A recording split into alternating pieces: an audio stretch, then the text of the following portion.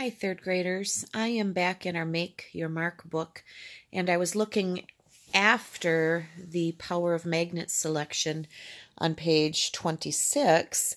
There just starts some short little informational things that I thought I would go through with you today. So I'm on page 26, 27 right now, electromagnets and you, kind of a continuation of our main selection.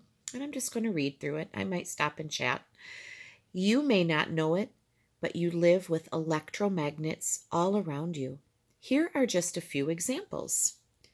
Ding dong! Pressing a doorbell turns an electromagnet on. The magnet makes a striker or arm move. It hits a bell, and the doorbell rings. Did you know that electromagnets help you dry your hair? Any machine with an electric motor uses an electromagnet to turn working parts on and off.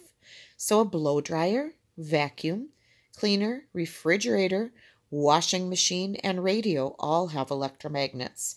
And I'll bet you could go around your kitchen for sure and come up with some more. Blenders.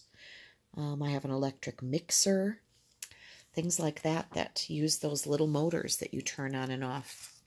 Electromagnets even help you have fun. Oh, a computer uses electromagnets too. They help store information on the computer's hard drive so you can find it later. Music pumps out of stereo speakers because of electromagnets. Inside, the cone has a coil attached to it. Around that is a magnet. Electricity creates a magnetic field. This vibrates or shakes the coil. The cone moves too. That's what makes the sounds you hear. Aren't you glad we have people with inventive, creative minds that have invented wonderful, useful things that we can use that make our lives easier? My mind doesn't work like that so much, but I have a feeling some of yours could. All right, I turned the page again. 28, Poetry Place Science Fair Project by Carol Diggory Shields. Now, let's just take a look. Purpose. The purpose of my project this year is to make my brother disappear. Ooh, this might be maybe meant to be humorous. Have you ever wanted to make your brother or sister disappear? Hypothesis. Now, a hypothesis is a scientific word that means an educated guess. If you're going to make a guess about something based on what you know already, what you think might be true. Here's this person's hypothesis. The world would be a better place if my brother vanished without a trace. The materials I need: 3 erasers, whiteout, disappearing ink, 1 younger brother, and 1 kitchen sink. The procedure, very scientific. Chop up the erasers, add the whiteout and the ink, rub it on the brother while he's standing in the sink. Oh my, I hear some rhyming going on here. Results. The kid was disappearing. I had almost proved my theorem when all at once my mom came home and made me reappear him. Conclusion. Experiment a failure. My brother is still here, but I'm already planning for the science fair next year. So what we thought maybe was starting out to be a serious science fair project was a poem about little brothers. I'm thinking with all of this quarantine, some of us might have someone in our house that maybe gets on our nerves a little bit. We've been spending so much time with each other that maybe we can identify with that. All right, this page says Magnet by Valerie Worth. This small flat horseshoe is sold for a toy.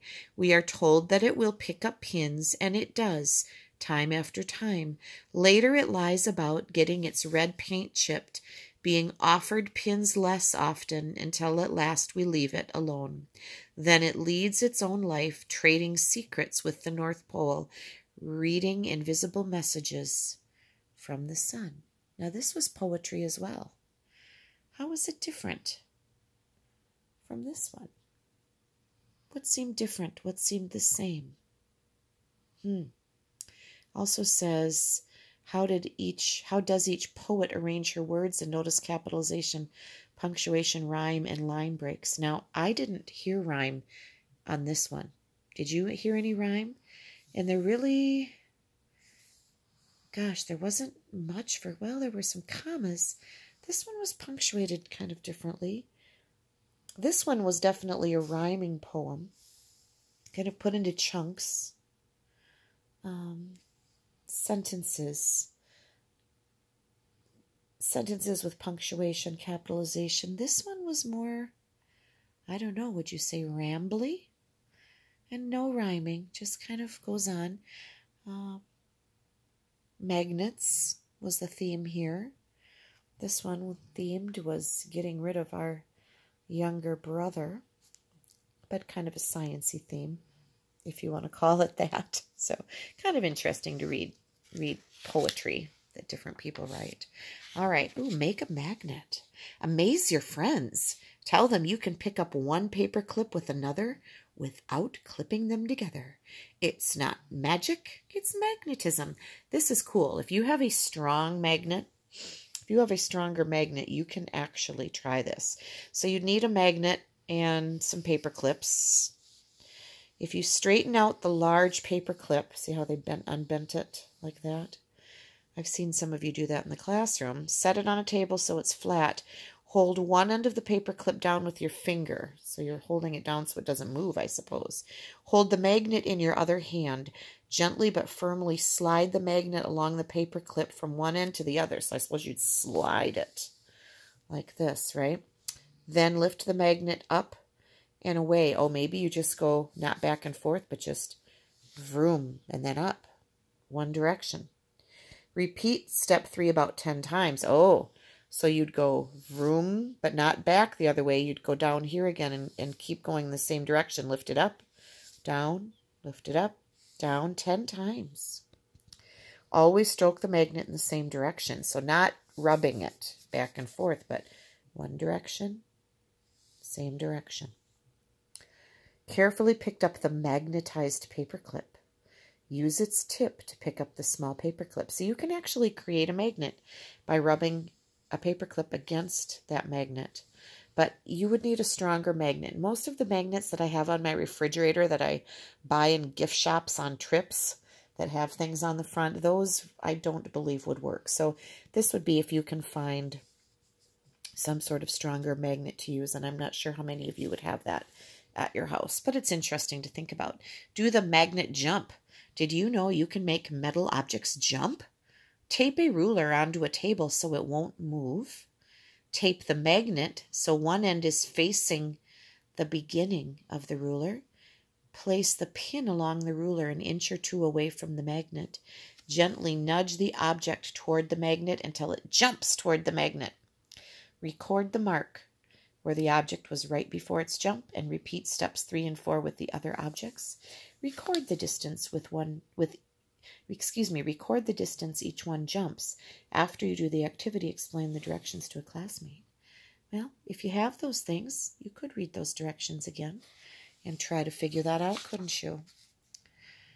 I'm on page 32 now. Wow, what an invention.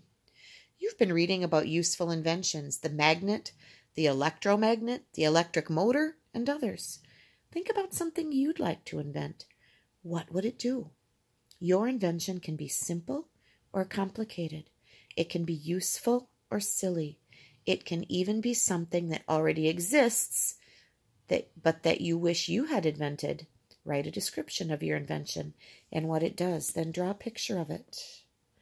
Invention tips. State your invention's name. Make a drawing of your invention and label its parts. Write a description of what your invention does and how it works. Inventive minds, we need them, that's for sure. If any of these pages interested you, take another look. Maybe you'll make a magnet. Maybe you'll write about an invention. Just some ideas for you. None of these are definite assignments, but I wanted to get your minds kind of thinking a little bit deeper today. Thank you.